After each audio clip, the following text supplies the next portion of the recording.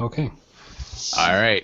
Welcome to the Bait and Sketch Show. I'm Judd, joined by Corey, Chris, and Colin and Laura. Colin is some guy I know. Laura is one of the smartest scientists in the entire land.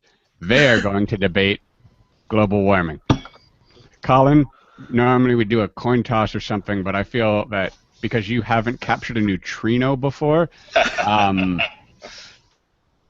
deck is in her favor, so you can go first and inform us as to why global warming is not real.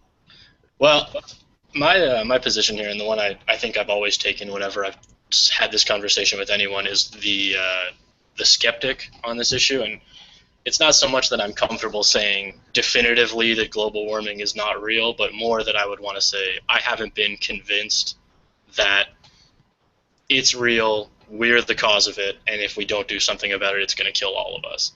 Those are conclusions that we hear talked about, particularly from politicians making use of scientific data and, in my opinion, abusing scientific data.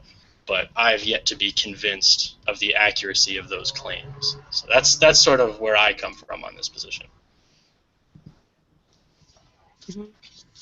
And Go for it, Laura. okay, well, as for myself, I guess I should probably openly say that this is normally not necessarily my field of expertise. So um, you know, so I'll openly admit, based on my based on my history, I've had a history of openly say that I've worked for Greenpeace before in the past. So now I am a nuclear scientist. So it's kind of funny how I did that, 180 sort of thing. um, and for me, climate change has never been a debate. It's one of those topics that have, in my opinion, been failed by the media because there is no real disagreement among scientists.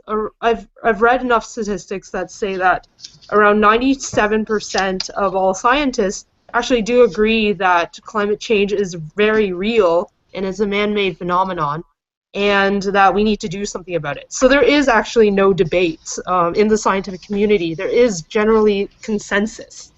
Um, so so yeah, that's where my position is.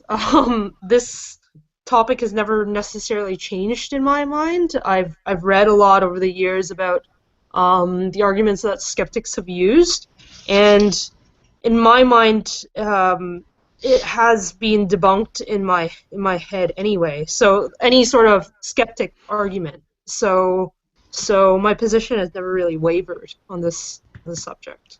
Now, your brain is smarter than all of us. So when you said it's been debunked in your brain, can you, elaborate? How do you rationalize or logistically come to the conclusion that global warming I is mean, real? so I guess a lot of the arguments I've heard over the years about climate change denial, um, there's actually an um, they've actually actively ignored, let's just say, the scientific evidence. So they're actively ignoring the scientific method. Um, so, for instance, any sort of empirical data that records any sort of rising annual temperature, average annual temperatures across the world, it's been systematically proven time and time again that this is actually happening.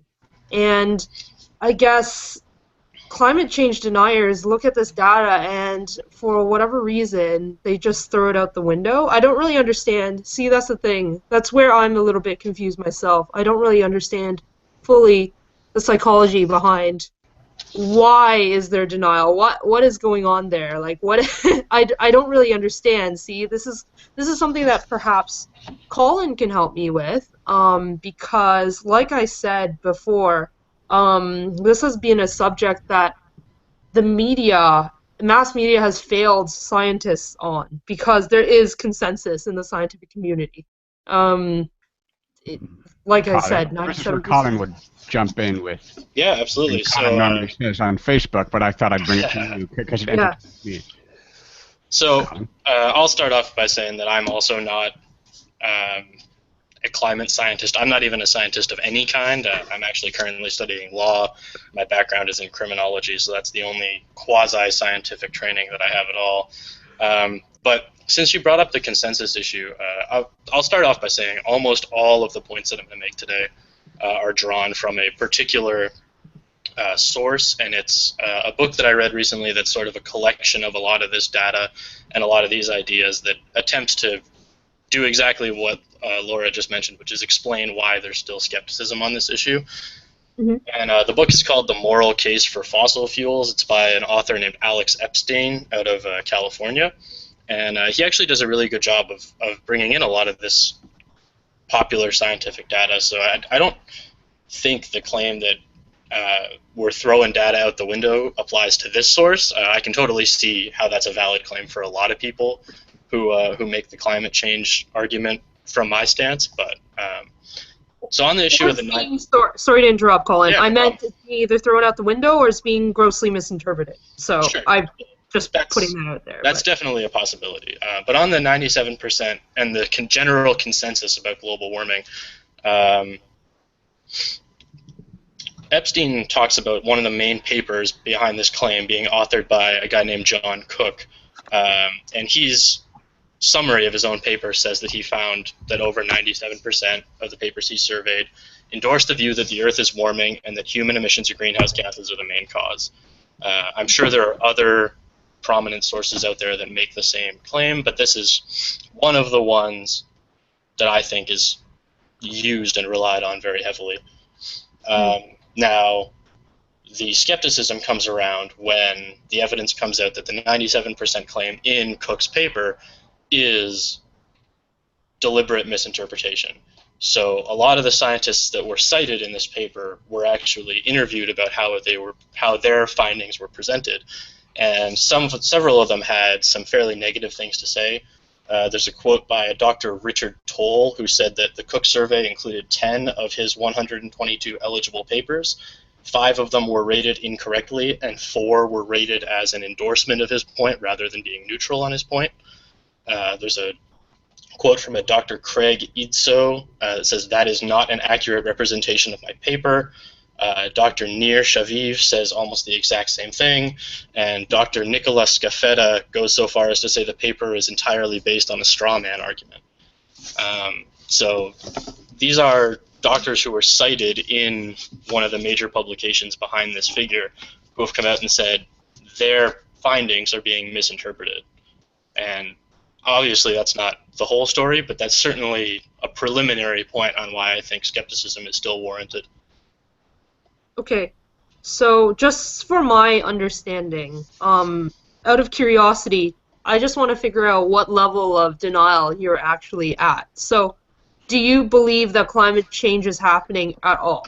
I don't know. I'm not comfortable saying one way or the other. I can't give you any evidence that it's definitely not happening. But I've seen some evidence that maybe it's happening, maybe it's not. Okay. Which I guess we can address in a second. Mm-hmm. But, okay, and then are you, okay, so I guess that's the level where you're at. Because some people, there's different levels of climate change denial. So some people believe it's happening but don't believe it's man-made. Sure. They're not sure if it's man-made. Some people just don't believe it's happening, period. Or some people, so there's just different levels of... I would say that my uncertainty on the subject applies to all of those 3 major questions. So whether or not it's happening at all, whether or not humans are the cause of it, and whether or not there's going to be some catastrophic result if it's not fixed. I would say I'm uncertain on all of those issues. Oh, okay. Okay. No, that's good. That's good to know. Well, we might be kind of working backwards here, but we've had, I mean, on that last point, we've already had somebody in the audience ask something sort of similar, that they basically say, I mean, doesn't the Earth kind of, and this is something that I've commonly heard, people will ask, like, doesn't the Earth naturally go through different climate cycles, and we've come out of an ice age and whatnot, and Right. I guess that falls on to what extent is it man-made? I mean, what would your response to that be, Laura? Well, absolutely, that's true. But we're seeing changes that are happening in the last 100 years. Usually, these sort of orbital, cosmic sort of cycles that you're talking about occur over several centuries. So we're talking about changes that we've seen within the past 100 years, and in fact, we've seen records shattered within the past like 2 decades even. So between 2000 and 2009, it's been the hottest. It's been the hottest time range in recent history, anyway. And we're talking about the average global temperature. That's worldwide. It's been Yes. hotter. Yeah. Yes. We're talking about worldwide. So I'll take obviously, Sorry, if you don't mind, I have a sort of a bit of evidence here that actually backs that up. It's from the Scripps Institute of Oceanography and its merged ice core data for temperatures dating back to 1850. And your claim that between 2009 and 2013, or between 2000 and 2009, has been the hottest years on record, at least in recent history, is absolutely correct. In fact, so this graph is a measure of temperature anomaly that goes between a 0, which would be the average or no change, down to at the start of 1850 was a negative 0.4 degrees Celsius change, all the way up to about a 0.5 or 0.6 positive. So you're looking at almost a full degree Celsius change worldwide over that 150 years. Yep. Yeah. Go ahead. So we're talking about so that's the way I address those sorts of concerns. We're talking about extremely accelerated time scale here, and this is pretty much, and once again, not to dispute anything like that Colin's been saying with his readings and stuff like that and his research, but this is something that in general is not controversial among scientists. This is just generally accepted as, and it's been data that's been gathered by like lots of different sources, and it's being examined by many different scientists around the world. So I should probably mention that I've worked for one of the members on the international panel of on climate change. So one of the scientists there who, they worked with Al Gore, and they received a Nobel Peace Prize for their work on their paper in 2007, I believe. So I mean, I've been very, very fortunate to have the opportunity to interact with a lot of environmental scientists and climate change scientists, and generally speaking, it's like I said, for this climate data has been analyzed by many different types of people, and temperature data has been analyzed by many different people around the world. It's not being disputed necessarily. No, and I don't think the data itself is what's being disputed. I think the issue arises when you talk about the way the data is interpreted and the kinds of conclusions that are drawn from that. So you mentioned just a moment ago that we're dealing with a very accelerated time scale here, but this graph, this temperature anomaly going back to 1850, shows 3 warming periods in that time. One was between 1850 and about 1880. One was between 1910 and 1940. And then the most recent one is between about 1980 and 2010. And the interesting thing about that is that almost all 3 of those warming periods have increases of almost the exact same amount and at almost the exact same rate. And the previous 2 were both followed by a cooling period that was almost the exact same rate for almost the exact same duration. So while there has been an increase over the past 150 years, what we've actually been seeing are these sorts of cycles of rising temperature and falling temperature. For instance, there was a 0.5 degrees Celsius cooling between 1890 and 1910. And that was at a time when CO2 emissions were rising extremely rapidly. And the rise in CO2 emissions has been relatively stable over that 150 years. It's been increasing more dramatically in the last 50 years, but it's been increasing over that entire time period. And yet you've still been seeing these periodic cycles of warming and cooling, which, while it doesn't call the data into question, what it does is call into question the conclusion that CO2 emissions are a major driver in the changing climate, and if they necessarily drive climate in a purely positive direction. in a purely positive direction. Can you elaborate on that a Sorry, little like bit? temperature increase. So obviously what this data is saying is that even though there's been an enormous increase in CO2 emissions over this time frame, there have been periods within that in which the global temperature has been cooling. So clearly you can't draw a one-to-one correlation between increase in CO2 emissions and an increase in global temperature.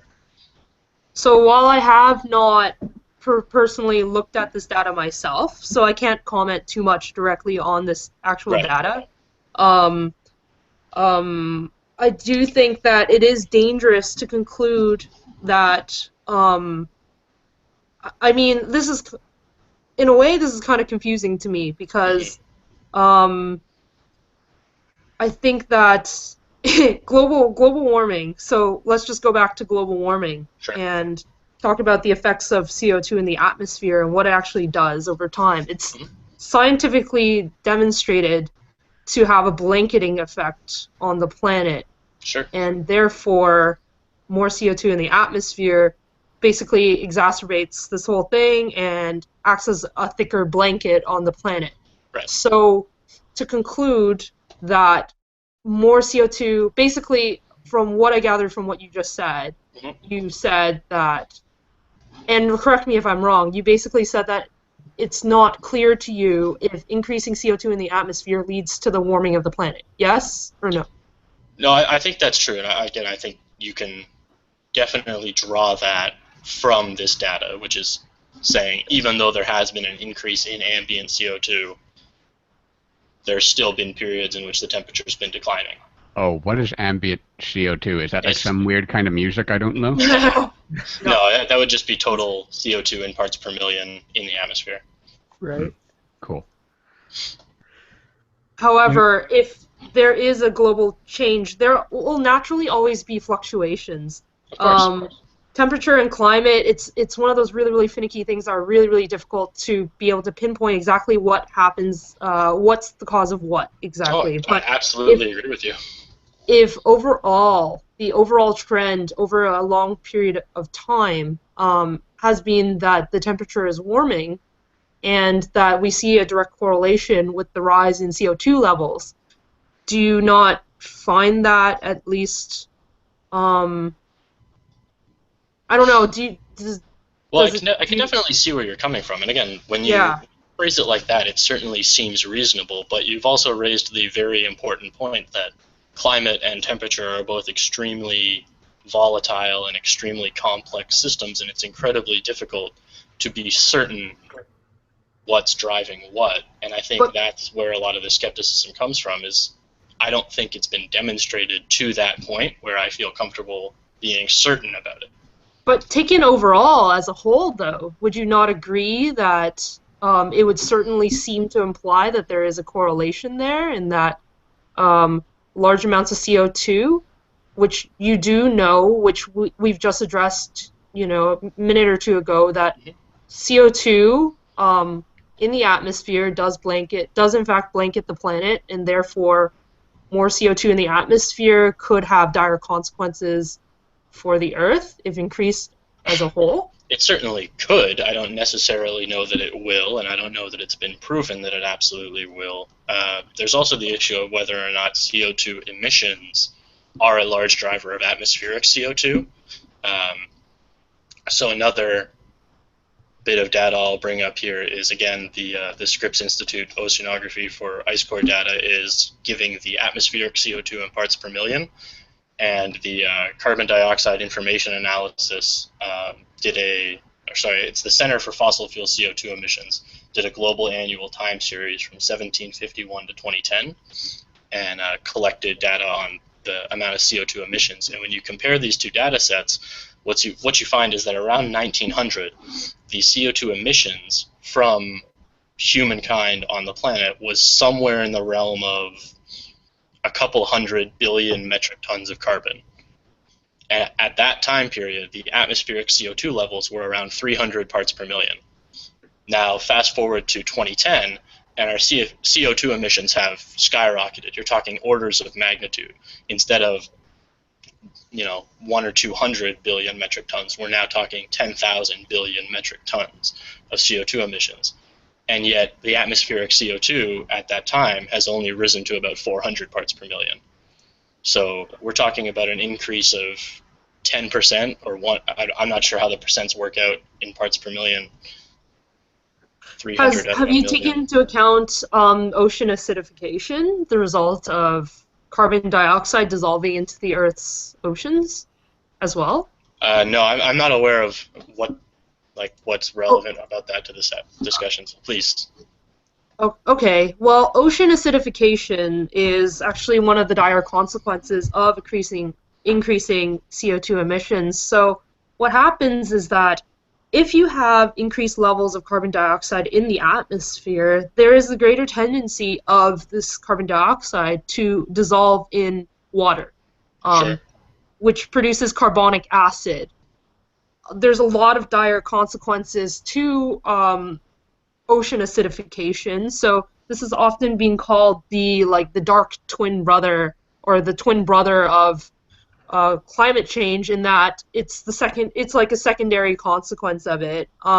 So what happens is that a lot of the world's wildlife requires a certain pH to be able to survive in the world's oceans. So increasing or decreasing this pH, I should say, acidifying is decreasing the pH, would create consequences like coral bleaching, for instance, which is a great, is a really, really incredible ecosystem and supports much of the ocean's diversity. And another consequence of that is that some animals with shells, stuff like that, so crustaceans won't be able to form their shells properly. It ends up softening their shells, and they won't be able to survive.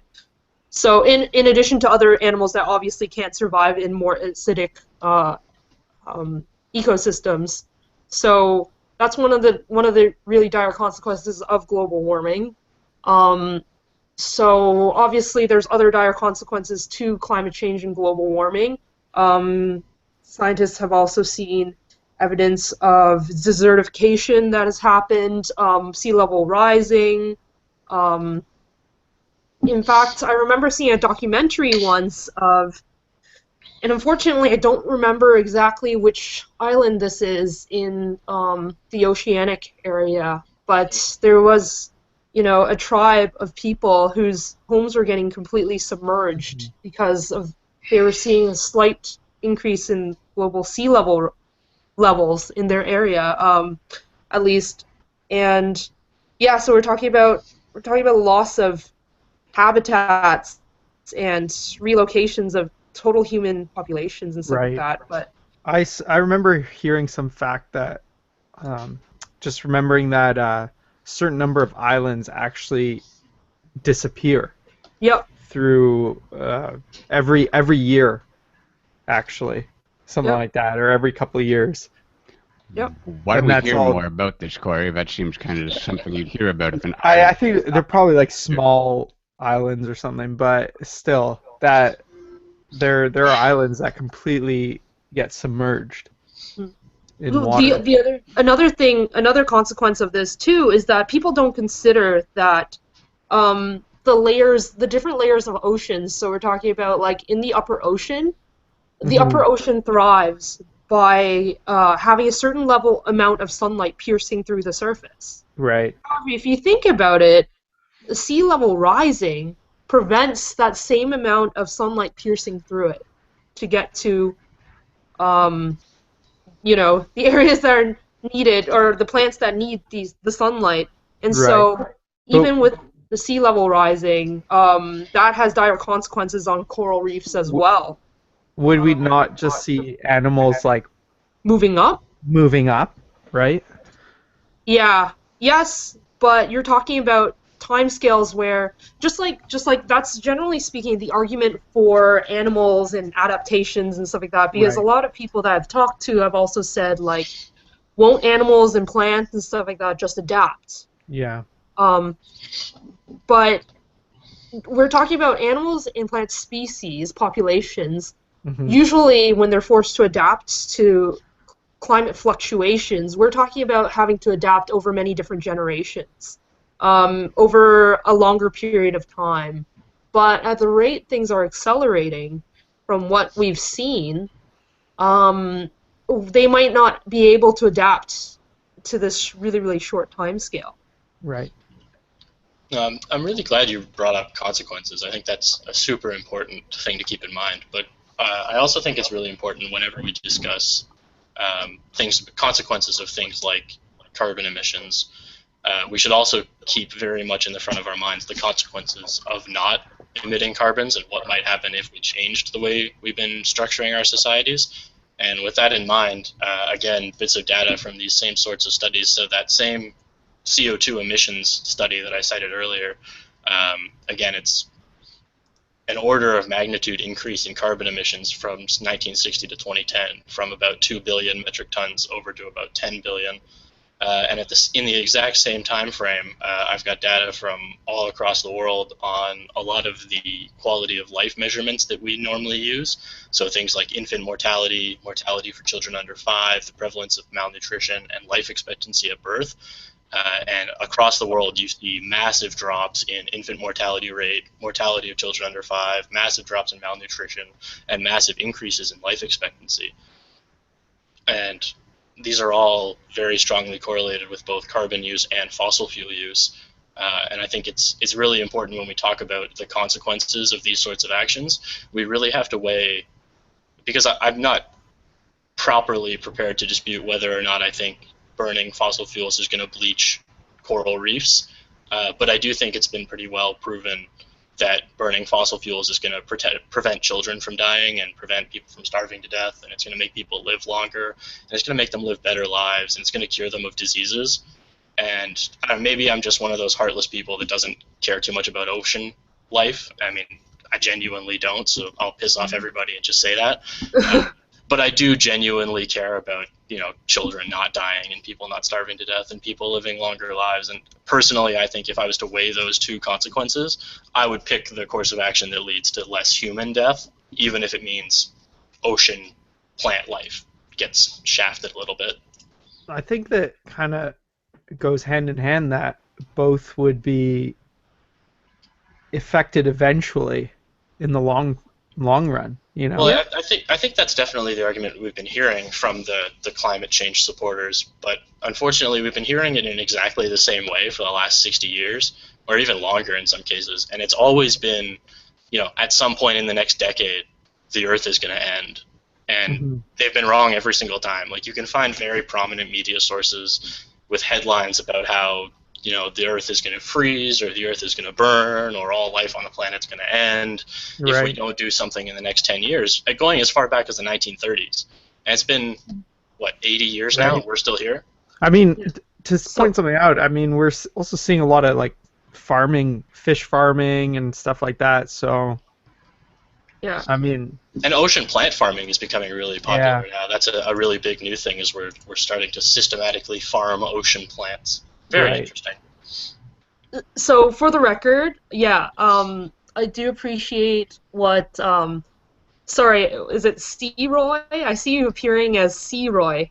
Yeah, it's Corey. Yeah, Corey. I do appreciate what Corey said, because I should point out that I do care very much about people and about the world population as well, and that's why when Judd asked if I would appear on the show about climate change, I said, yeah, sure, because it is very much, from when I talk to people about this issue, it does seem very much like it's sometimes a short-term versus long-term, gain/benefit sort of debate in a way, because in a way, when I argue that climate change is real, it's a very real thing, we have to do something about it. It's one of those things where, obviously, I see the consequences of what would possibly happen, what can possibly happen, and nobody knows what can actually happen because, we don't have a time machine into the future. I guess that was my last segment when I came on the show, but from the evidence that has been collected, and what we know actually happens, when there is more carbon dioxide in the atmosphere, and what happens when the sea level does rise, and what happens when we experience the loss of habitat or loss of certain ecosystems in certain areas. It will lead to loss of life and people actually dying, and really, really dire consequences, like I said. But so I'm more thinking of maybe perhaps you could say longer term consequences of all this. Right. And yeah, like I said, I wouldn't be surprised if sometimes I think about what happened on Easter Island. I don't know if you guys know the history of Easter Island, the little island off Chile. The one with all the stone heads. Yeah, the stone heads. Yeah, with the stone heads. But what happened is that basically they deforested. They deforested their entire island to the point where they had nothing left. And then the trees, this is kind of an aside. So the trees, they cut down all the trees, and then there's nothing anymore to hold their soil down, so that when it started to rain, it washed away all their arable land, essentially. And then the population on Easter Island starved to death. Horrifying. So, could they not repopulate? I saw it was horrifying. Yes. They couldn't repopulate the island with trees, though. Not fast enough. Yeah, probably not fast enough. Yeah, so what I see there is a lot of scientists, when they look at Easter Island, they see it as a microcosm of what we are basically doing to the planet. Right. That's what kind of throws me off, is because we consider trees like a renewable resource, right? And to an extent they are, provided you're being smart about your deforestation and your reforestation systems. Right.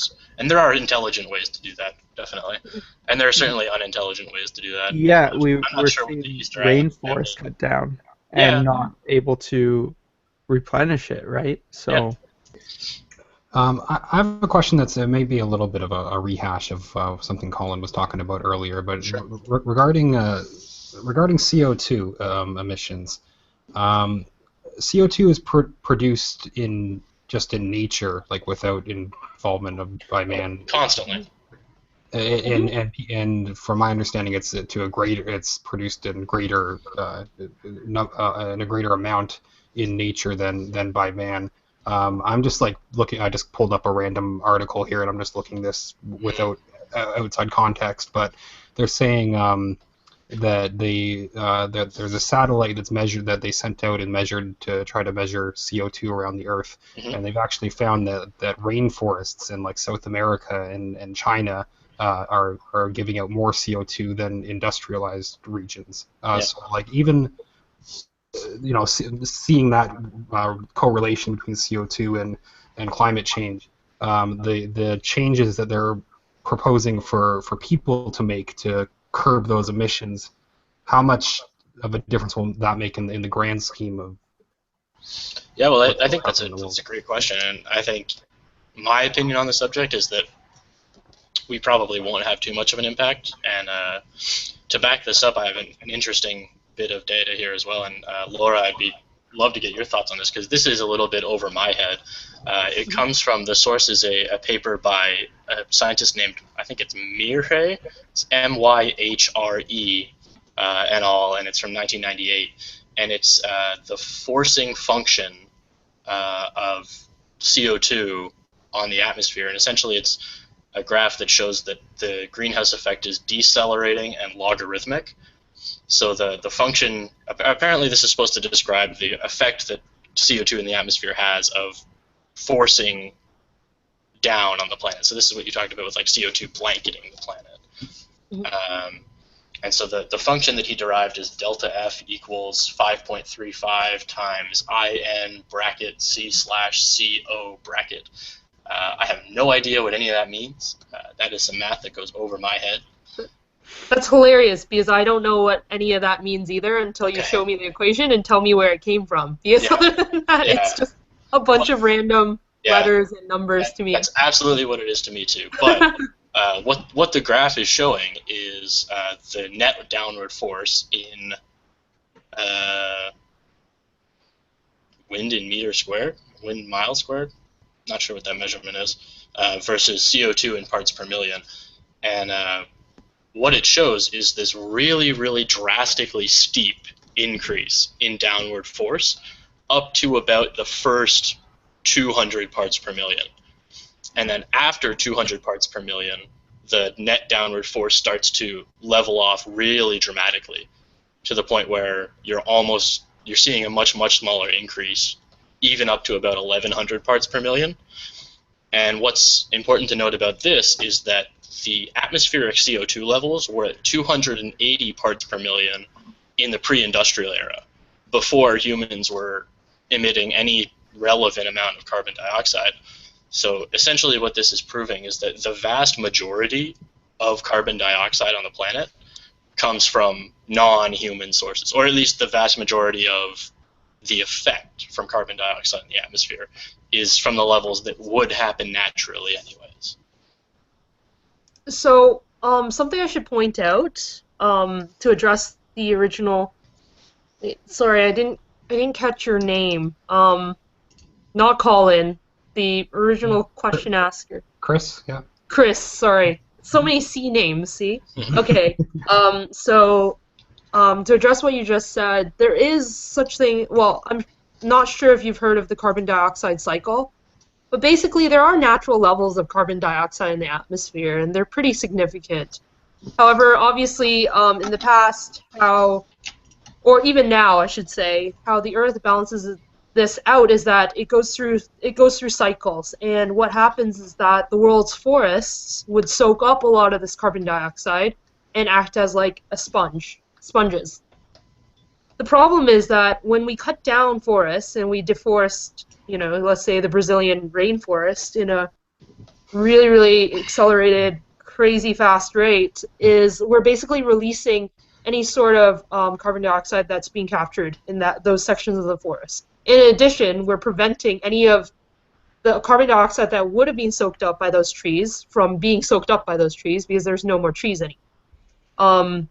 So basically, and then by digging up fossil fuels, so fossil fuels are kind of buried in the soil, right? So normally it's kind of removed from the atmosphere and the carbon dioxide cycle. But when we tap and drill and dig it up and use it in our cars or whatever, we're actually pumping more carbon dioxide into the atmosphere that wouldn't normally be in this cycle, in addition to destroying any sort of sponges that would be soaking up the natural carbon dioxide in the atmosphere.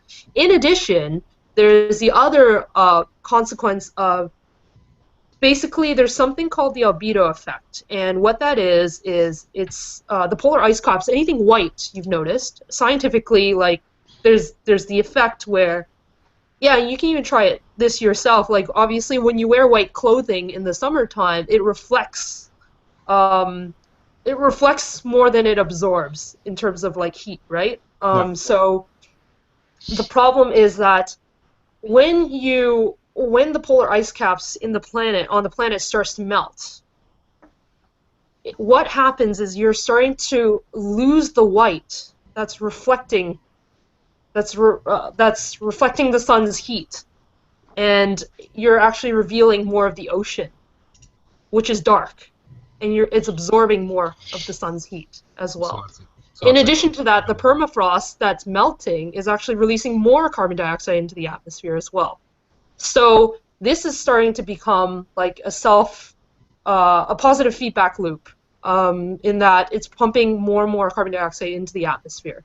Although I should point out that Colin is correct in that there is naturally a lot of carbon dioxide in the atmosphere just naturally, but I think that scientists are alarmed at how not only are we digging up and pumping more carbon dioxide in the atmosphere, we're also destroying around the world the sponges that make up, the natural part of the carbon dioxide cycle. So would you say that we're coming up on reaching like something of like a tipping point where it's going to become more and more irreversible? What's happening? That's an interesting question, Chris, and this is to address Colin's point too, and the previous question that perhaps I think Corey brought up, in that I think you guys asked, like, is there anything that we could do? Is there any point? Like, so there is, like, doom and gloom sort of scientists, and a part of me, this is where I'm a little bit unsure too, in that depending on the scientists you ask, some of them will unfortunately tell you it might actually honestly be too late. But that's not to say that we shouldn't be just doing nothing and then just sitting around waiting for our inevitable deaths, right? What's your personal... What do you think? Do you think it's too late, or do you think we still have time to reverse? The problem is that any sort of actions we will take, even now, the Earth has to take time to adjust for it, right? So it's not like an immediate effect that we'll see and just like snap your fingers and we'll see the effects immediately.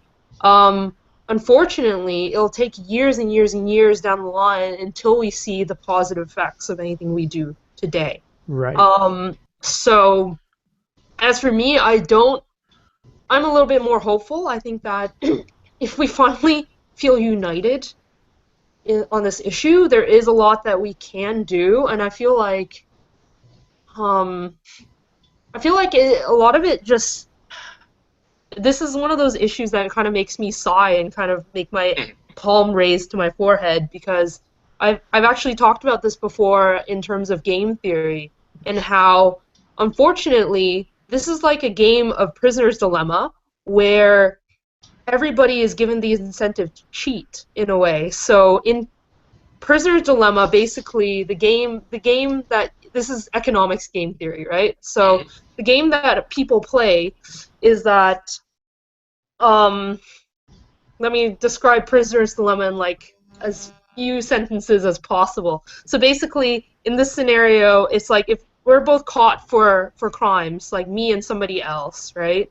And the cop isolates us each to different rooms, and the cop tells me, like, if you rat out your friend, like, we caught you for wait, is it a lesser crime? No, we caught you for theft, but if you rat out your buddy for the murder we suspect you committed together, then we'll let you get away with nothing, we'll pin it on your buddy or something like that. And then, but at the same time, you know that the cop's saying the same thing to your buddy, so what do? Do you remain silent, or do you rat out your buddy? The problem is, so you can apply the same logic to climate change and doing anything about climate change, because basically, in Prisoner's Dilemma, the optimal outcome is unfortunately always defecting on your buddy and just throwing him out the gutter, basically.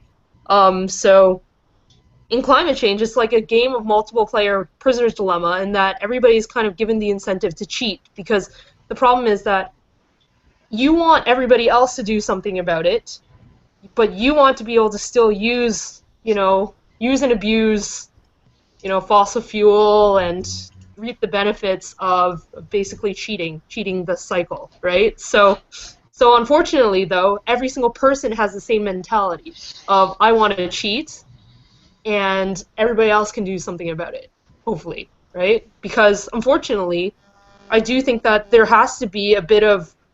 there will be some economic consequences to it. But there doesn't have to be. There doesn't have to be. But a lot of what people are saying is that in order to tackle climate change, there has to be revisions in how we operate and how we do things. And unfortunately, that does translate a lot of times to economic consequences. So you never want to necessarily be the country who is following all the rules if somebody else is cheating, right? You want to be, in a way, from an economic standpoint, you would want to be the one cheating while everybody else fixes the planet. Does that make sense? It does, except 30 seconds or 30 minutes of pollution from China or India is equal to 1 year of Ontario's emissions, and we're doing much better economically than they are. It's unfortunate. One of the other things that I would raise in response to that is the issue of very poor countries. Right now, a lot of the international focus is on very poor countries and climate change. I know as part of our recent government's budget, we've promised to give exorbitant sums of money to third world countries to help them fight climate change. I love how your bias sneaks and you don't give an actual number, you just say exorbitant. It's somewhere in the billions of dollars. It's amounts of money we don't have. How are we giving it then? That doesn't make sense. Oh, it's called debt, Judd. Debt. But no one's getting paid back trillions of dollars. It doesn't exist. Yeah, exactly. That's crap. We'll have that debate some other time, Judd. Yeah, sure. Actually, good point. Well, I have a question though. Yeah, absolutely. How clean and how safe is nuclear energy? Well, I think that's another issue. And I mean, obviously, Laura, you have probably a lot more insight on this than I do, being a nuclear scientist. Yeah. How clean and how safe is it? Yeah. It's very well. I can tell you straight up. So probably full disclosure for any sort of, listeners. I am a nuclear physicist. I work in the nuclear sort of industry. I also work in like nuclear monitoring. So, I mean, I can tell you straight up, at least from Canada's perspective, we're pretty safe here. Actually, in North America, we're pretty safe. I mean, that's why they have people like me employed, just in case if anything happens. But the silly thing is, I sometimes joke that, in a way, I'm being paid to not necessarily in hopes of not doing my job. You know what I mean? That makes a lot of sense. Yeah, human life nobody wants me to actually do my job. So I can tell you that it is very safe. In terms of the waste, it unfortunately so I should probably say that if there's better technology out there and better solutions to the energy crisis that we're facing, then yes, I'd be all for that. And I would probably I can, full disclosure, I'd probably try to see like what opportunities are out there for me in that sort of industry. But as it stands right now, whenever I ask people, so if you don't agree with nuclear energy, what's your solution? Like what is your alternative? What things like that, I imagine. What's that? Sorry? You get a lot of wind and solar and things like that, I imagine. Yeah, of course, but it's not enough. It's not developed enough. So I agree entirely. Yeah, what I would love to see in the future, for my vision of the perfect future is for us to develop new technology and to perfect solar technology, wind technology, all these other technologies, and I would actually love to move away from nuclear if possible. But as it stands right now, it is the best alternative we have to deal with the energy crisis facing our planet right now. And how clean it is, in my opinion, arguably fairly clean. Yeah. Compared to other alternatives out there. Right. So, Laura, I have an interesting question for you about the issue of nuclear power compared to other quote-unquote clean energy alternatives. Are you familiar with the statements that were made from environmentalists and nuclear scientists in the 1980s regarding what was then predictions about the possibility of nuclear fusion? Yeah, yes, I think so, but please clarify just to make sure that I have it correct. Absolutely. So for the other members, and this is something I'm just reading, there's an article on Forbes that talks about this a lot, and I can link that in the chat for people. Basically, the difference between nuclear fusion and what conventional nuclear power is, which is nuclear fission, is that nuclear fusion would be essentially limitless and wasteless. It would, it's orders of magnitude more efficient, and it's that sort of like pipe dream of unlimited free energy for the entire planet. And of course, it doesn't exist currently. There's no successful nuclear fusion plants in existence. But in the late 1980s, there were some reports that came out and got a lot of press that nuclear fusion was close to being a reality. At the time, reporters went and interviewed some of the world's environmental leaders to ask them what they thought of nuclear fusion. And there's a story from the Los Angeles Times called Fear of Fusion, What If It Works? And there's a leading environmentalist there named Jeremy Rifkin who was quoted there saying, "It's the worst thing that could happen to our planet." Paul Ehrlich, who was another environmentalist at the time, said developing fusion for human beings would be, quote, like giving a machine gun to an idiot child. Another scientist named Amory Lovins was on record saying, quote, complex technology of any sort is an assault on human dignity. It would be little short of disastrous for us to discover a source of cheap, clean, abundant energy because of what we might do with it. So, Laura, I'm curious to get your thoughts on the issue, because these are people in the environmentalism movement who were faced with what a lot of them are now touting as their Garden of Eden situation, but because it came from a nuclear background, they were totally against it. Against it in what ways? Like, what were they envisioning? So I thought that you were going to bring up, like, some crazy stuff about cold fusion, but well, okay, so I think that's part of the problem with these criticisms here, is that they don't actually give any specific arguments.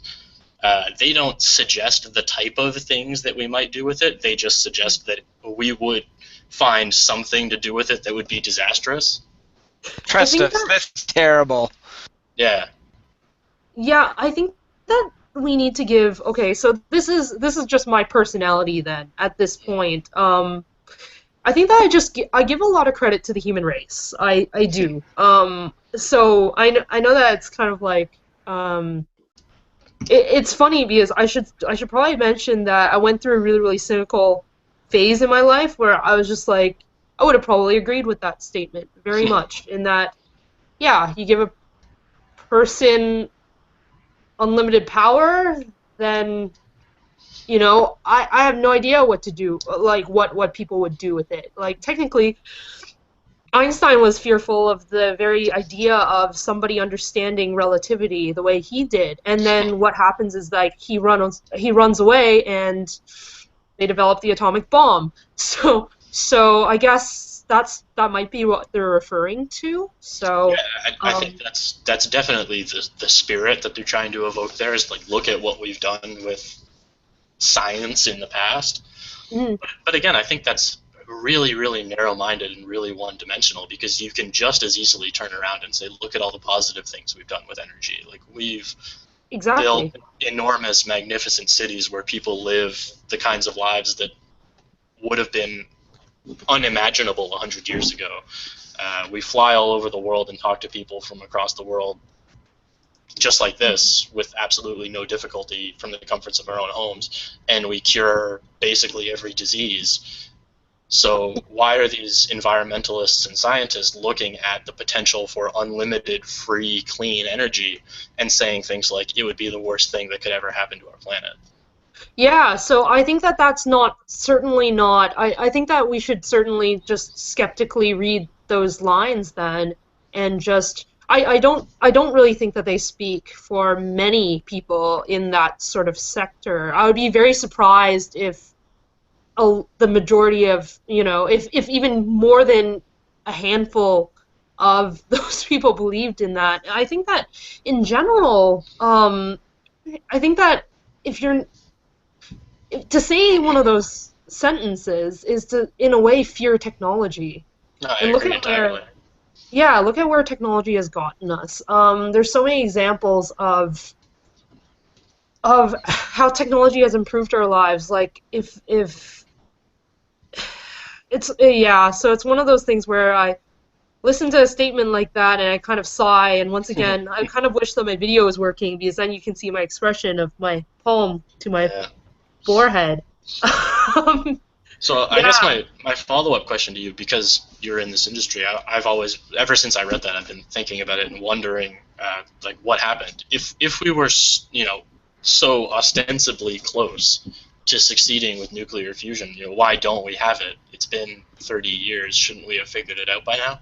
I think currently it's just not viable. It just requires more energy input than it would produce, like than the outputs would produce.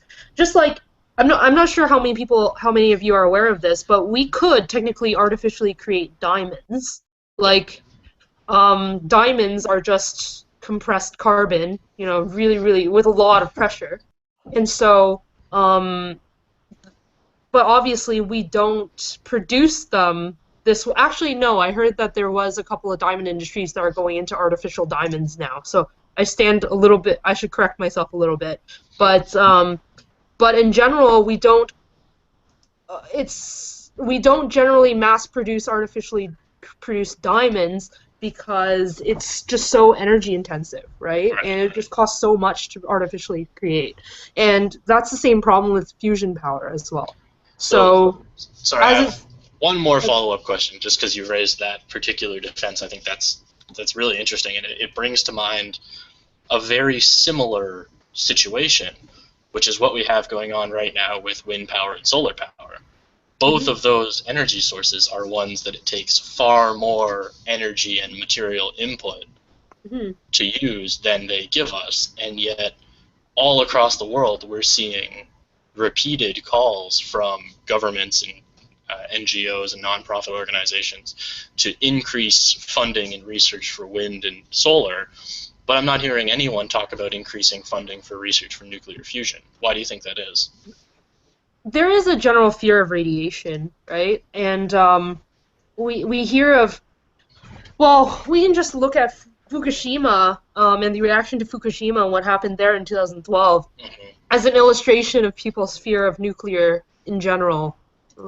Fear of radiation, fear of nuclear power, just not a whole lot of understanding, and especially like, oh man, so that's another area of media failure, I'd say, in scientific reporting. So two of the things that I've said are failures in scientific reporting are Fukushima and climate change, and actually the third thing would be the debate of evolution. Evolution being taught in school, evolution versus creationism. Yeah. So those are the three main things. So why do you think that the Fukushima reporting was a failure? I agree with that conclusion. I'm just curious about your reasoning. The levels were not, they weren't put in context in a way that people would understand. So it was like blown up to make it seem like more of a disaster than it actually was. People are calling my phone, asking if they're going to like grow. Like honestly, there was actually genuine fear that people would like grow a third eye or like an extra digit and die. I don't think there's even been like any sort of reported cases up to now of people who have suffered serious injuries from that result, aside from the people who might have been, directly affected. Yeah, exactly, like at the center of it. And even then, that's hard to. I haven't read more recent papers, I should say. Right. So I should point that out. But even then, they're very, very aware of what's happened in Chernobyl, and they're very, very like Japan as a country. Yeah. They are probably the most aware and also most wary, and they're probably the most prepared in terms of like nuclear disasters. Yeah. So they're very, very, in a way, on the ball when it comes to these sorts of things. So it certainly wasn't at the level of Chernobyl, not even close. And people are treating it as like Chernobyl version 2.0. Right. And so it was a total failure because, even people in Canada were scared of breathing the air and drinking water and buying milk and stuff like that. It was pretty bad, and the levels that were being reported by reporters, they weren't even in the correct units. I saw sometimes they weren't in the correct units. They weren't using proper. I don't know. It was just all wrong. It was just really, really poorly done. And there's actually meetings among nuclear scientists discussing how we could address the issue of how it was being reported because it was just so poorly done.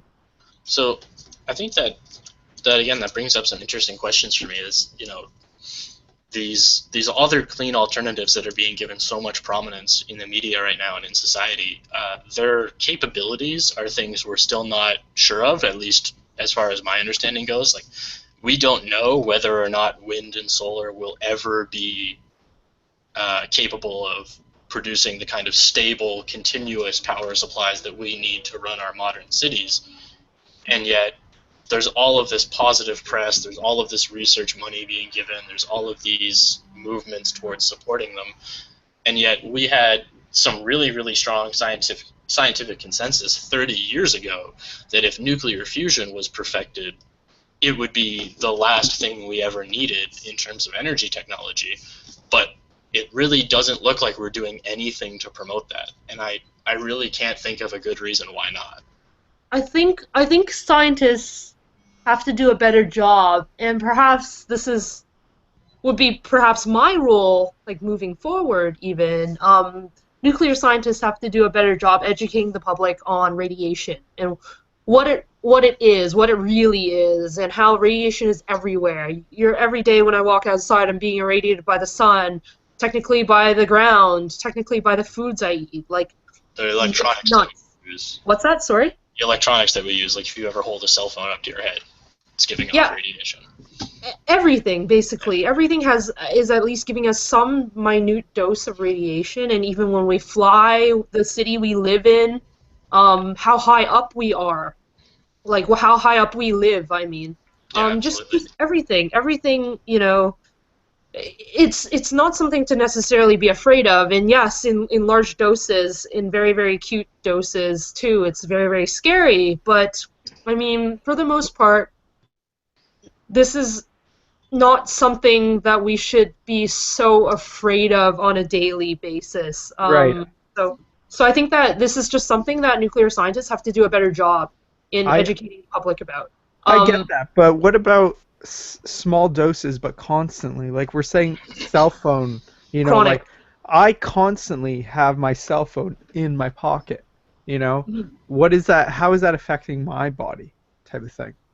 So I'm not sure, when Colin brought up cell phones, I'm not sure what exactly in the cell phone he's referring to that's actually radioactive. I do know, for instance, that radioactive cell phone.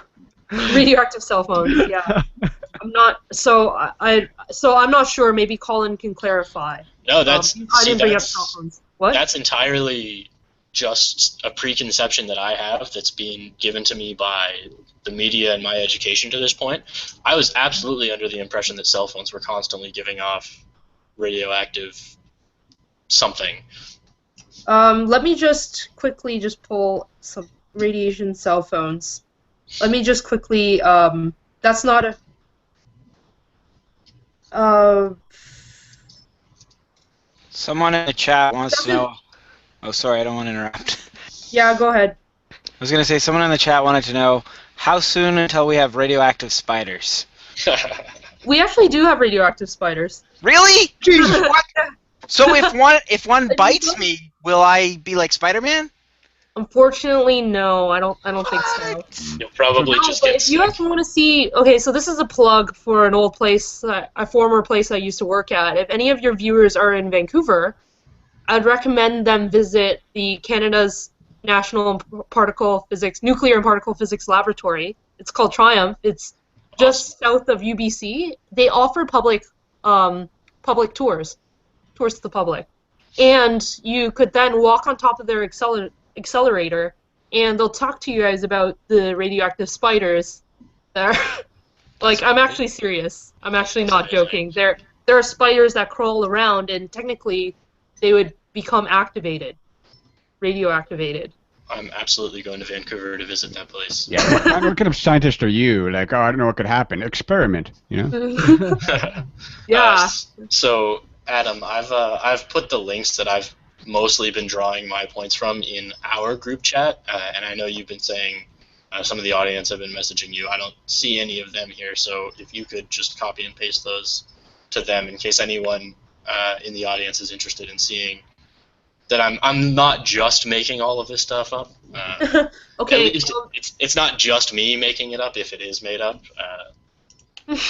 Okay, so to address, sorry to interrupt, but to address Colin's point, cell phones emit radio frequency energy, radio waves, so it's non-ionizing radiation. So It's not actually like anything that would cause cancer or any sort of illness. It's non-ionizing. So see, now I feel totally safe about using my cell phone. Thank you. Yeah. No. But I should mention, if you're a smoker, you do get radiation dose of polonium-210, and so if any of you guys are smokers, I would recommend considering not only the health effects that you guys have thought about already and that they warn you about, but polonium-210 is actually found in cigarettes. So you're actually radiodoping, like you're actually doping yourself with the radioisotope polonium-210, which was, I think I brought it up last time when I was, invited to be on the show. The story of those 2 spies.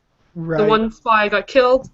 It was with polonium-210. So the old generally polonium-210 trick, I know. Yeah, that the old polonium. Exactly. So that would be another something reason not to smoke. What's that?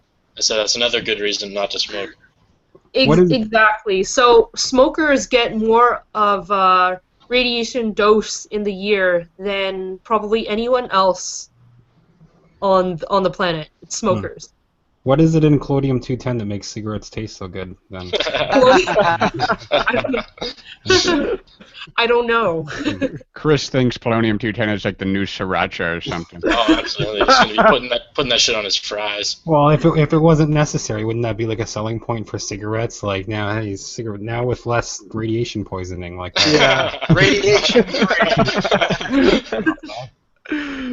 free, but there's still the cancer thing. Yeah. Yeah. So that's the thing. Like most people don't even realize. Like, yeah. So yeah. Like even like bananas are radioactive, but not in a very critical. What? They have the highest amount of radiation in any fruit, right? I do believe so. Yes. So wait, is that a high amount? It's not. Because of the amount of potassium that they have in them, right?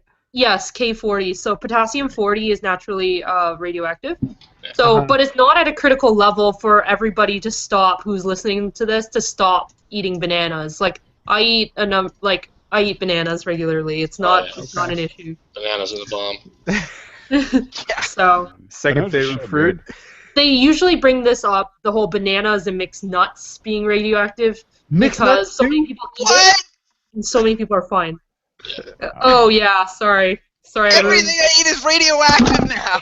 But I'm not radioactive, which seems like a ripoff. Yeah, and spiders won't give me powers. Jesus. My whole life has been a delusion. This radioactive stuff has a lot of downsides, but not a lot of upsides. All of a sudden, It just seems to be this boring crap that lives in the ground and is in everything. and hurts us apparently, but doesn't give us Spider-Man powers. Yeah, so I always bring this up so that it normalizes the concept for people. It's like, oh, I was eating this all along, and I'm not growing a third eye. I don't have superpowers, which I'm sorry about. Yeah. As you should be. It's just like, yeah, it's just a normal part of everybody's everyday life, and most people don't know that. Bananas, on the other hand, are always like the safest fruit because like they come with their own casings. You can like drop it on the floor and crap and not worry about it. What about like an orange though? Not as much. Close, but not as much. Oranges were actually named after a theory that they killed elephants. The name Naranghe means poison for elephants because someone witnessed an elephant with an orange tree growing through its like eaten skeleton. What? So they assumed That's in a very brutal. scientifically brilliant way. That's so obviously, that's the coolest name for a fruit I've ever heard. So they assumed, obviously, the elephant was poisoned by this orange tree. I think more of our etymology should come from plants that we find growing through the skeletons of dead animals. No argument here. That's a debate for another time, though. Yeah, absolutely. Sorry, Laura, you were saying something smart for a minute, and then I interrupted with that. Oh, I don't know. I think I was done. I don't know what I was saying anymore. I think you made me forget. I have that effect on a lot of people. One person in the chat did want to know, what do you feel about like the reduced emissions in cars? He says that with biofuels, you can get down to like a 20% or something like that. And do you think is there a point we can reduce the amount of global warming we're having to like a acceptable level? So like, who is this addressed to? This is just I don't know. Just go back to whoever. steam-powered cars. Yeah. I guess any sort of reduction in emissions, in my opinion, is a good thing. So taking any steps possible to reduce our carbon footprint is a positive thing. If it does nothing else, at least it empowers people to think like I'm doing, doing something is better than doing nothing in my opinion, especially if it's just something small that they can incorporate in their life. That is better. That's at least taking ownership of the idea, internalizing it, and taking a step in the positive direction. And for something like that too, we're not talking about sweeping economics changes or anything like that. So I would definitely say yes, and I would love to hear if eventually everybody takes that step and does that. I would say that we are very fortunate in that we do live in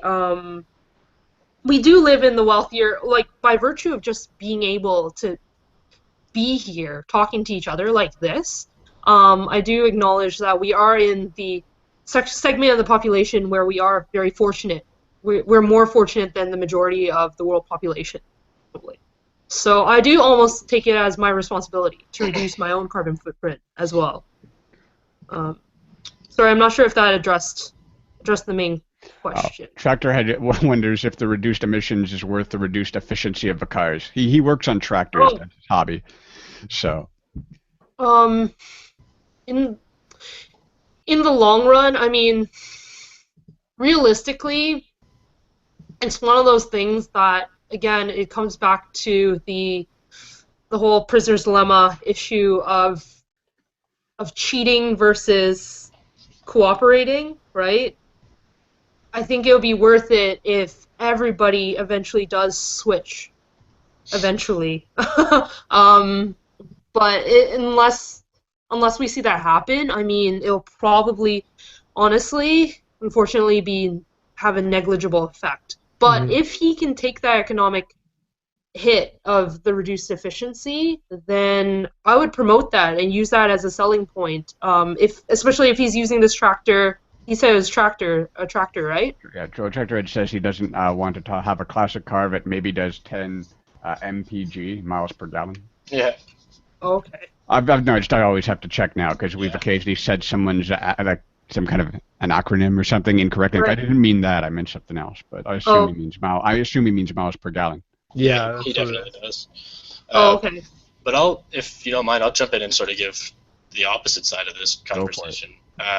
And Laura, I'm gonna say things, and I want you to know I don't mean them personally against you, but I think the idea that biofuel and reducing emissions from cars, particularly on the issue of biofuels, is just this really small step that everyone can take, and it doesn't have any sort of like sweeping economic or social ramifications to it.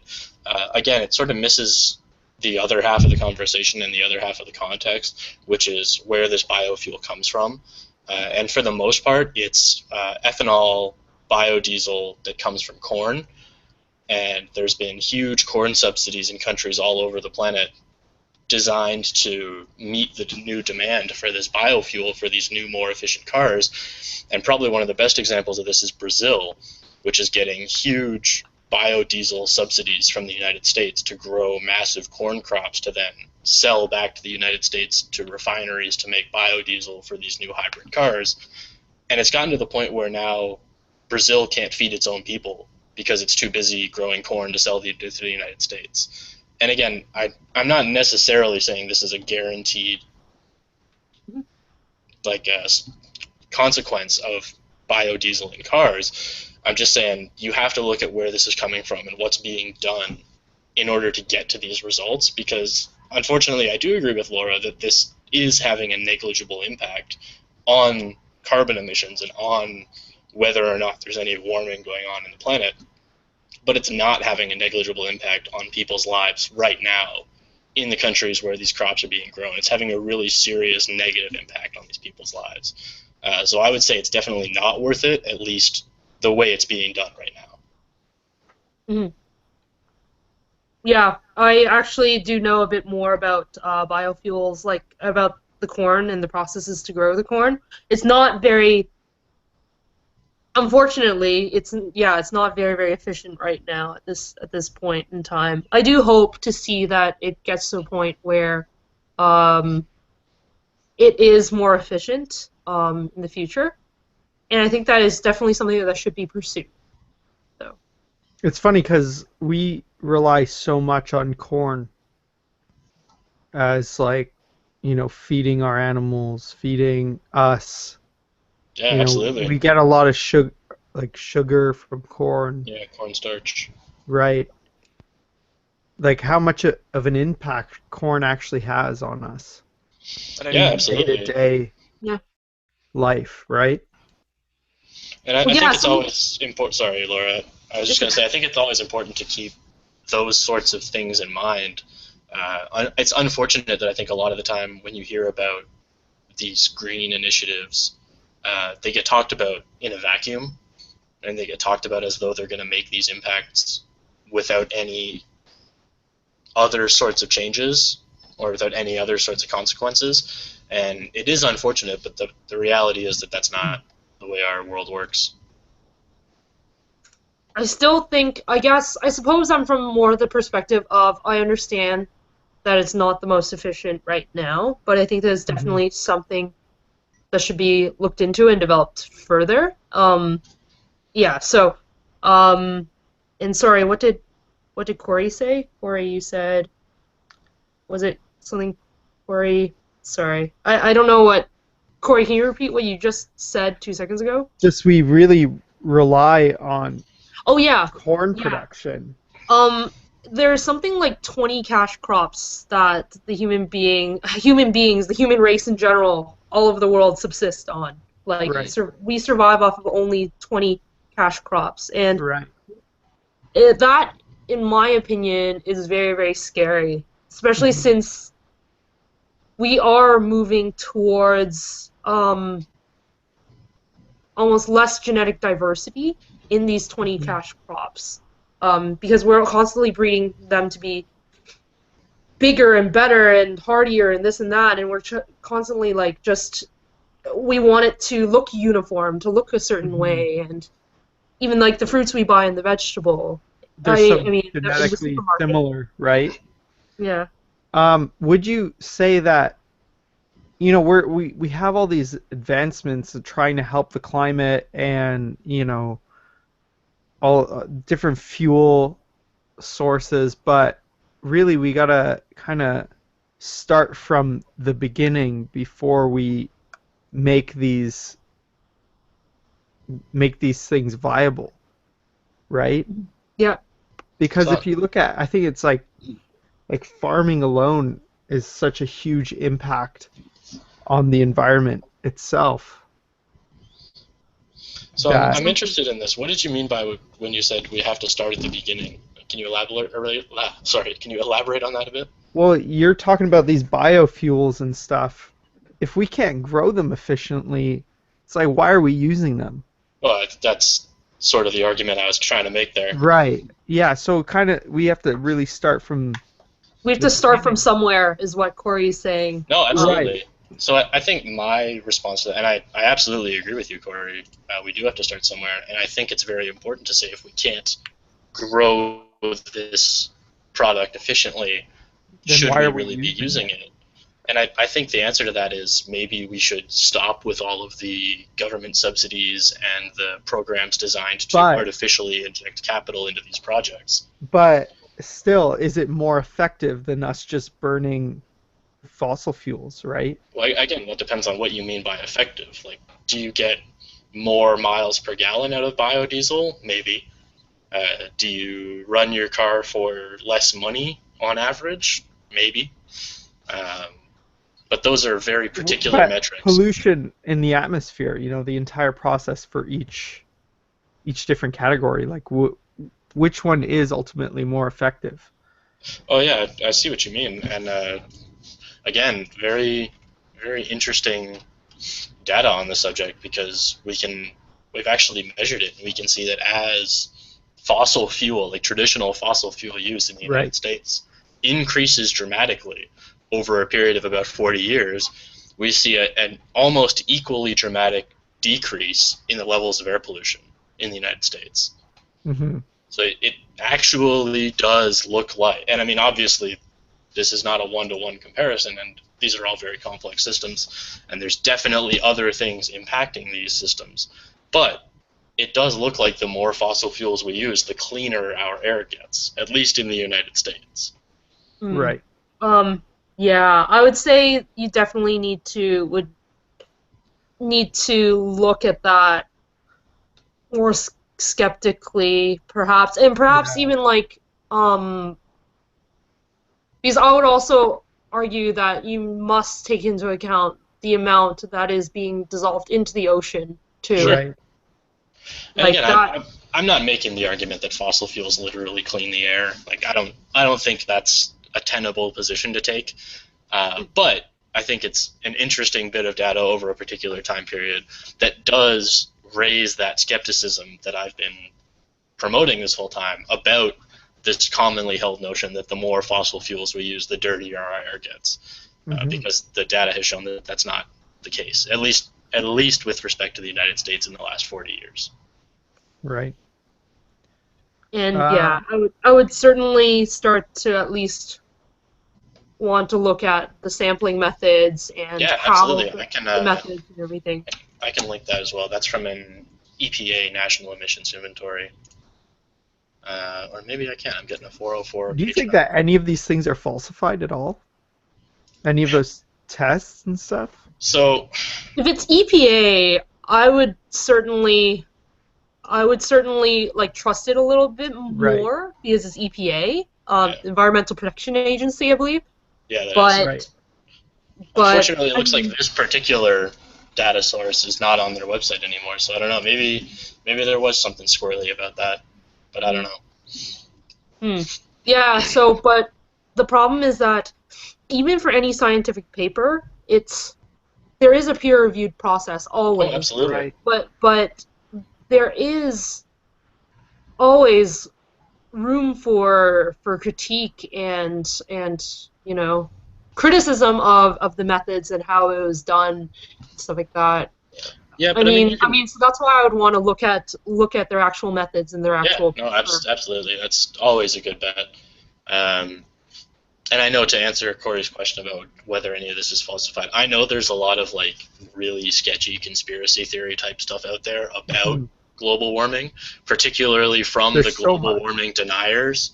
I know, like, it's really easy to point to the global warming deniers that say it's all the science is made up, none of the data is real, NASA's just pulling shit out of their ass. I definitely don't believe that. I think most of the data is real. I think it's been measured in a way that is probably sensible. Again, the issues that I've been raising all night have just been the way that data is interpreted and the conclusions that get drawn from that. Because as much as we would love to say science is objective, there is a lot of speculation that goes on about this particular issue. Right. Yep. Yeah, there always is room for criticism, especially criticism for the interpretation, and yeah, so I would love to take the time to look at any of the data, especially like the papers directly from anything you're, So especially I have linked in our chat group the hyperlink for moralcaseforfossilfuels.com/data. That's the visual representation for all of the graphs that I've been describing tonight. The book that I mentioned earlier on today that I've taken most of my sources for.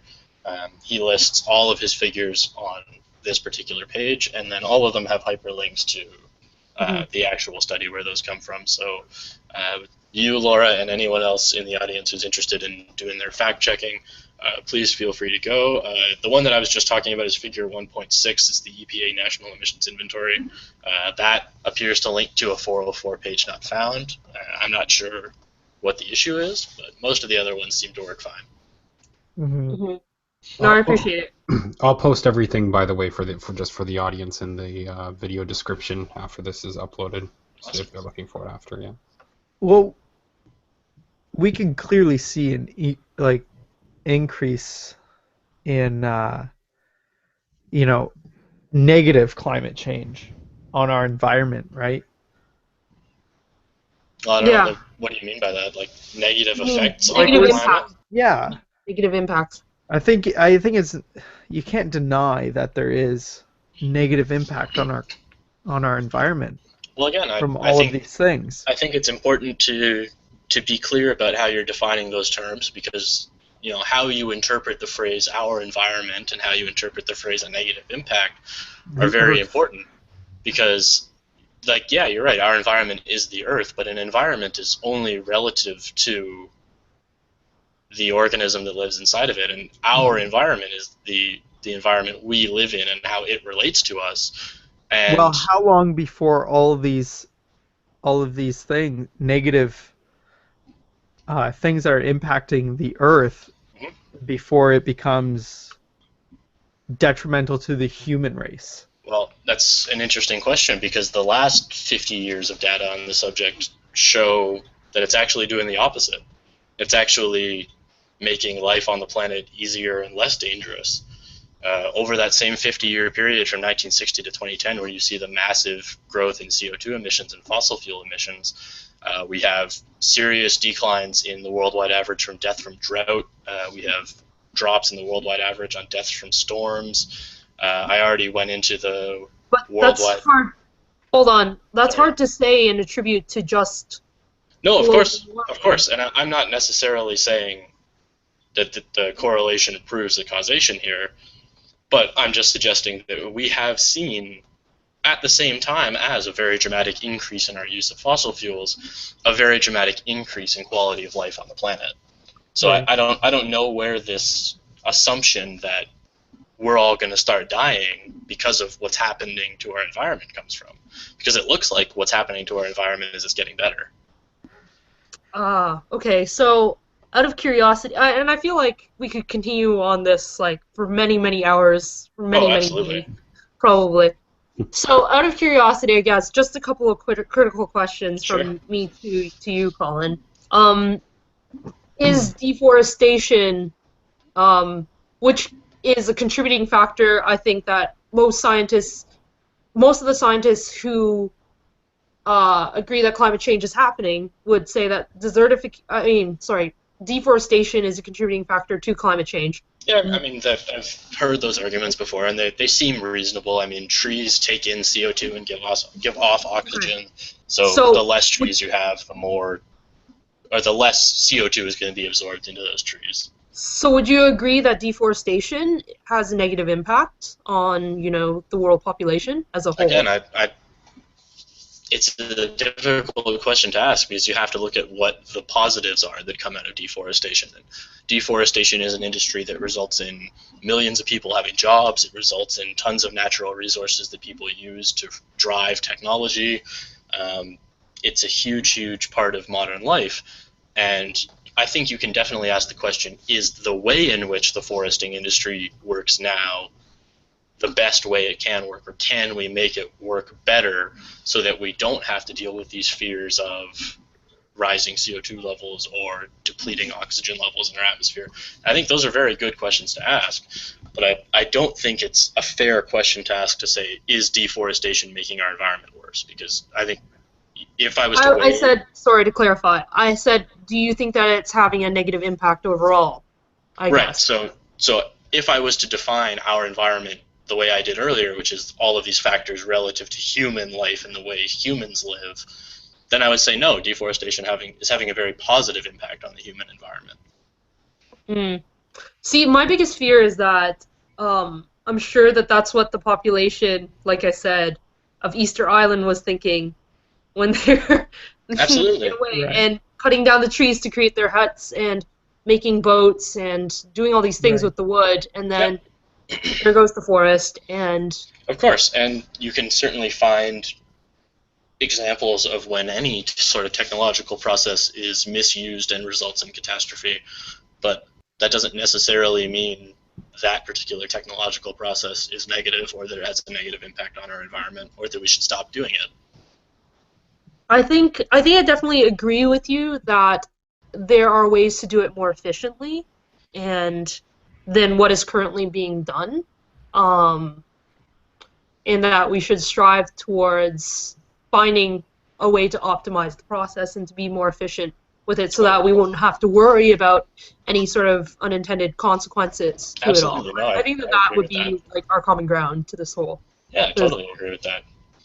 although I think we probably disagree about the best way to promote that sort of optimization, because I've always, well, not always, but for the past many years, I've been of the school of thought that the best way to get companies and corporations that are the ones performing these deforestations to optimize them, to make them as good as possible, and to make them as sustainable as possible, is to just take all the regulations away and let them do what they want to do. And eventually they'll figure out that these sorts of massive deforestation projects that are going to kill all the trees on the planet are not sustainable. And these sorts of corporations after they've screwed up and killed the trees, have you ever Yeah, let I someone think figure we've something already out on their own? They're idiots. that out. Kids eat candy like they're gonna freaking have diabetes like a badge of honor if you let them. The regulations are in place so they don't do that.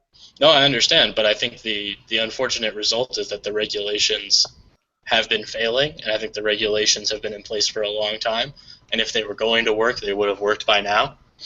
And I think a better way to do it would just, because what I was going to say is these corporations don't make decisions on the time scale of like the next 5 or 10 years. These are massive multinational corporations that have been around for years and years and years, and they're planning 30 or 40 or 50 years in advance. But the problem, Colin, with leaving them to their own devices, leaving corporations to their own device, generally speaking, I would agree to some degree, saying that government intervention is not always the best thing to solve problems.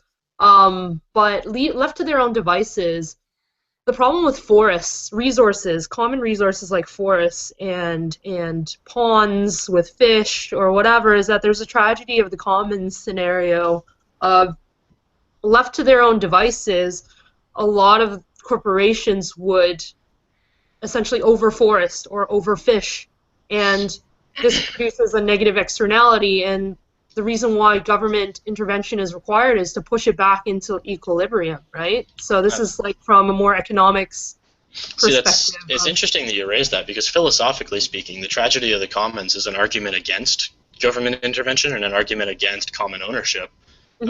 Because what the tragedy of the commons suggests is not when it comes, sorry to interrupt, not when it comes to natural resource economics. Snap! I think what the tragedy of the commons suggests is that this whole idea of common ownership is what's the problem, and that the best way to convince individual companies or individual people to order these projects such that they don't destroy the landscape is to prevent the landscape from being commonly or publicly owned, and to open up all of these natural resources to private ownership. If this land gets bought by someone and they own that land, they're not going to want to destroy it, because then they'll be destroying part of their own assets. Or at least if they are undertaking a project that is going to destroy or damage the land, they're going to want to do it in such a way that they know when they're done, they have as valuable of an asset left that they can then sell to someone else. Absolutely. So that's like the argument for privatization. But exactly. When it comes to like the Atlantic Ocean, you can't really like privatize the Atlantic Ocean, nor can you really privatize the Amazon rainforest. I don't know. I understand that those are very difficult issues. Maybe you could. I don't know. But those are things that can't be privatized. So when it comes to natural resource economics, you talk about these are like so. These are often brought up as negative externalities that must be pushed back into equilibrium through government intervention. So that is oftentimes an argument for government intervention when it comes to these natural resources. Very familiar with those arguments about negative externalities and government regulation. Again, I think you hit the nail on the head when you said it's a very complicated question, and I don't know how privatizing the Amazon rainforest would go down in our current climate. In our current world that we live in 2016, I imagine there's a corporation somewhere that could afford to buy it, and there's a corporation that would buy it immediately. Like, as soon as it went up on the market, regardless of what the price was, someone somewhere would be able to afford it and would see that as an enormous investment. But companies screw up all the time. Like, what if Winnipeg Jets was the one to buy it instead of the Golden State Warriors, like you're subject to the intelligence or the acumen of the corporation that purchases said land.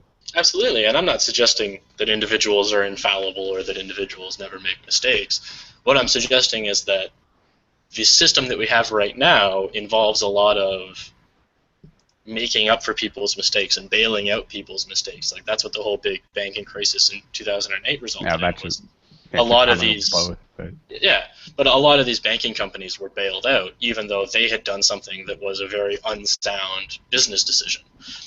And people who are in favor of privatization, like myself, would argue the best way to get that to stop happening is to remove those systems that make up for these mistakes. Let these people make the mistakes. Let the fallout from the mistakes happen.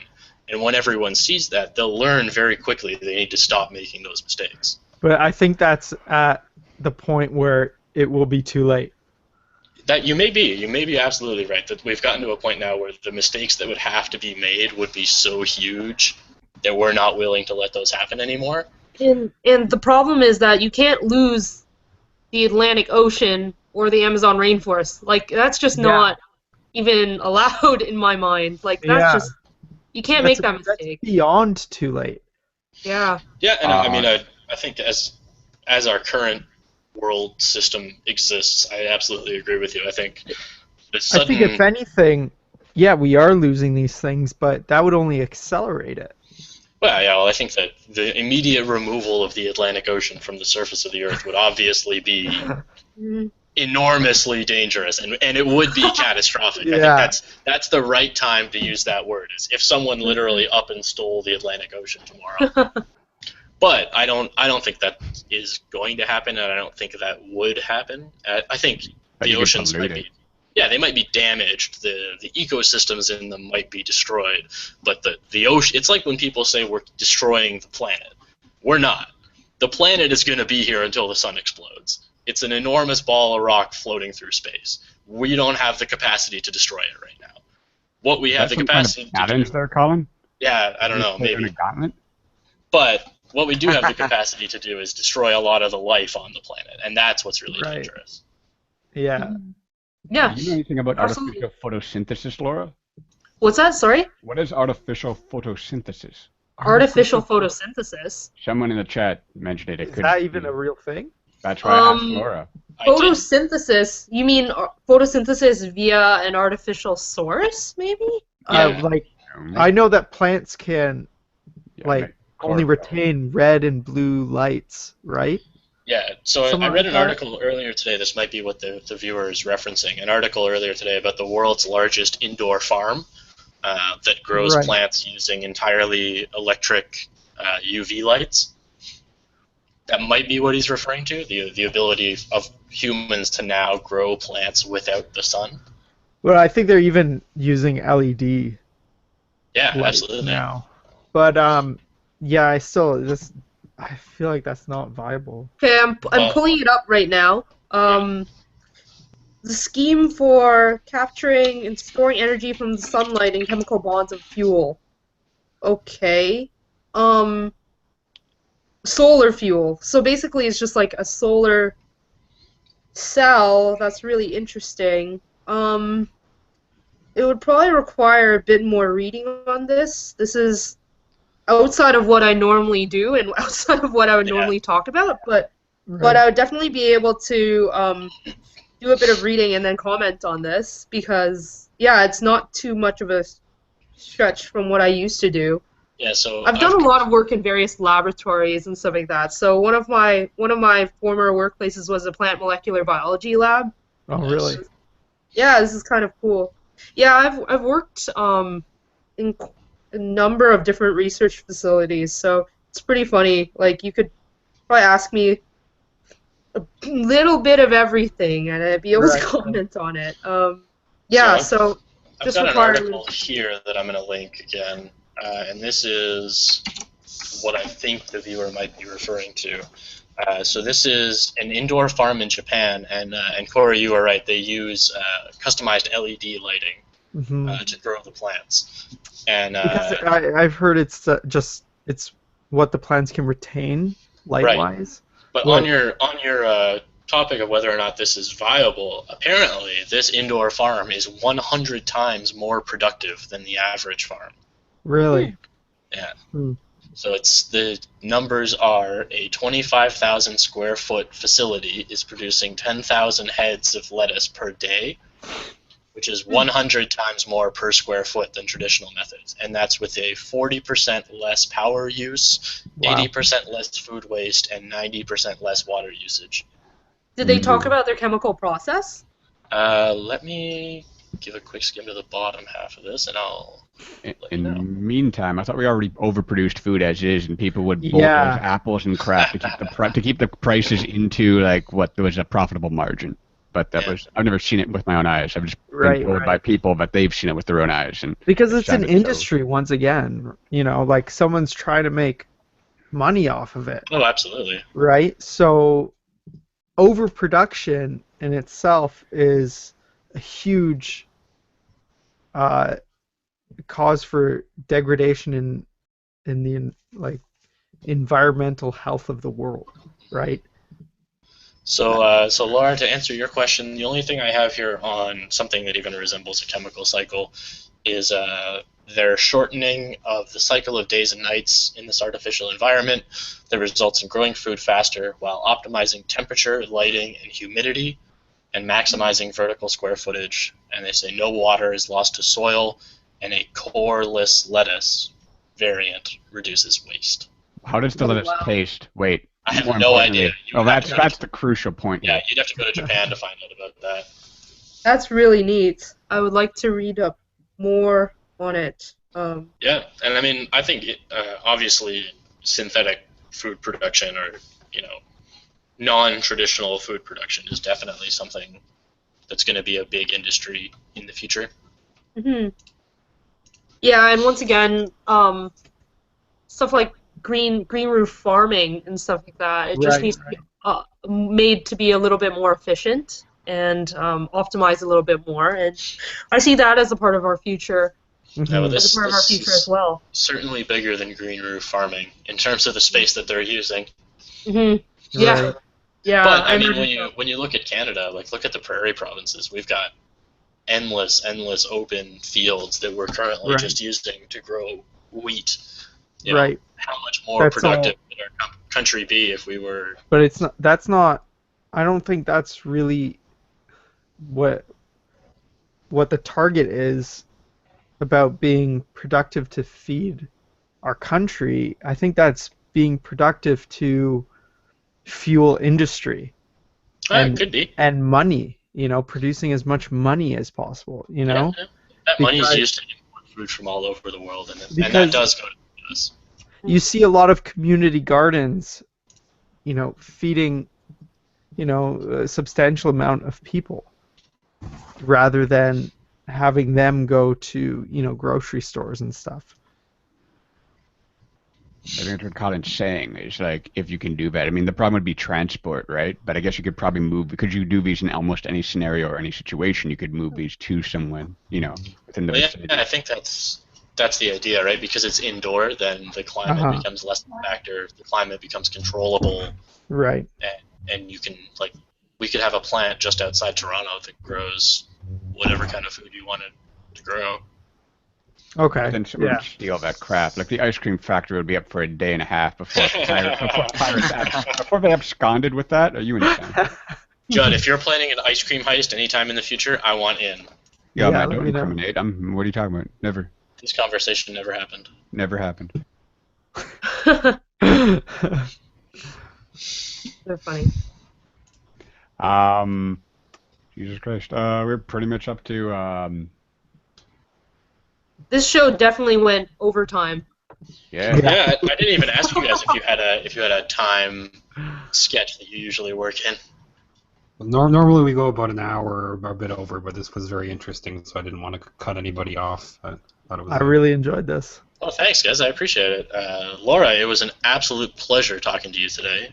Yeah, it was a pleasure meeting you and talking to you as well. I'm super happy that I got to have a conversation with someone that Judd describes as one of the smartest Canadians in the country. Tell them about I wasn't really prepared with statistics and stuff like that. You really surprised me. So I literally, I read that book over the Christmas break in between my classes, and I literally spent about a half hour before I came on today, just like making little jots in my book about like statistics notes and I stuff think like this that. is going to be relevant. I think this is going to be relevant, and I was glad so much of it was. So the funny thing is, when Judd said it was a debate, I didn't realize how formal of a debate it would be. So I was like, okay, should I jot down statistics or not? Nah, I don't think that. I think that this would be more of an informal discussion. So it was funny. So next time if I'm invited to a debate, I shall follow Colin's lead. Yeah, absolutely. Yeah. Well, Colin did a lot better than I was expecting going in. Yeah. That's, I I took a course in evidence last semester, so I decided to bring a little bit of evidence with me. Sure, yeah. Colin and Laura, please feel free to take over the show anytime. And just to be like Riddick Bowe and Golgotha or whatever, like, you know, Fraser and Ali would just have like another round. is there any like good resolution, like final question that we can throw out here? I don't know. I guess all I wanted to say was that Laura, I hope you've got a bit of perspective from me on how someone can be skeptical of climate change and yet still hold that position from a reasonable basis. I like to think that's where I come from. Yeah, you definitely gave me a little bit more perspective on the other side, though a lot of the arguments I've heard today I've heard before, but I do appreciate that. I do appreciate how like well spoken you are, and how it does seem to come from like a place of seeking the truth and seeking evidence, and I do appreciate it, of course. Yeah. Awesome. And I mean, like, I've had very negative conversations with some global warming supporters who are really, really unprofessional, and thankfully you've been the exact opposite. You've been very, very welcoming, very understanding, very genuinely interested in my position and where I'm coming from. So it's been that's really unfortunate, Colin, to hear that, because I think that ultimately any scientist that yeah, to be fair, none of them have been scientists. I won't call those people scientists. Yeah, but okay, so any person who believes in the scientific method, at least, would ultimately be trying to just seek the truth and trying to understand the truth, or trying to understand people, or where a person or position is coming from. So I would hope that you'd have more positive experiences talking to people in the future. So we'll get more people like you on here, and more positive experiences. If anything, I'm just happy we're at a proper debate where no one called each other, you know, swear words and, you know, I'm dead serious. That's like, there's so much of that. That's what I kind of wanted this channel to be in the first place, which is kind of like an NPR, like. Sorry to disappoint then, Joe. Yeah, I don't. No, I don't have normalcy. No, it was good. You guys like debated like proper adults. It's nice to see. When Trump is yelling his brains out all over. Oh, don't even get me started. Oh, God. Well, it's all right. I think Laura is someone who's obviously a professional and has dealt with this from a very professional capacity, and I'm someone who, in the very near future, intends to be speaking in front of judges, so I can't exactly be calling people assholes whenever I don't like what they have to say. Great. There's no videos of that, eh? Like, guy has complete meltdown. It's never like a guy there's never like a in class, yes, or like on the street, yeah, but it's never like in court. And I can tell you a story about a guy having a meltdown in court right now if we've got time. Yeah. End with this. Go. So this was in the London Small Claims Court, and this shouldn't be confidential because all that stuff is on record. I don't remember the specifics of the case, but basically it was somebody trying to fight some sort of fine that he was getting. And the company that he was paying the fine to had sent a paralegal, and he was self-represented, and he was obviously not very sophisticated from a legal perspective. And after about 5 minutes of hearing arguments from the other side, he started interrupting the paralegal to tell the judge all about how this paralegal wasn't going to get any of his money, and no matter what the judge said today, it wasn't going to matter. And then the judge started talking and telling him to settle down and that he needed to get his shit together. And the guy started interrupting the judge and started accusing the judge of like how he was taking away his human rights and how like nothing that the judge said was going to matter and he didn't have to listen to the judge. And it was really, really disturbing. By the end of it, I was totally surprised the judge didn't slap him with a contempt order and get him escorted out of there. But as soon as the judge did give his ruling, we had a nice little 15-minute recess because the judge needed to relax a bit after that. But yeah, so it absolutely does happen. And you can go to court anywhere in Canada, and you can just go and sit in on court and see people freak out if you want. Yeah, but it takes a long time. Nice way to spend that afternoon. Yeah, it's like fishing. Like you have to wait a long time.